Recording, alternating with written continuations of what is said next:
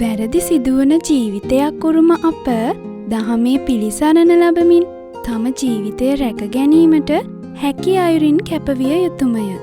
තමාගෙන් වූ වරද යළි සිහි කරමින් පසුතැවෙන සහ තම වරද නොසලකා උඩඟුව සිටින අයගේ ඉරණම ඉතාමත් බියකරුය.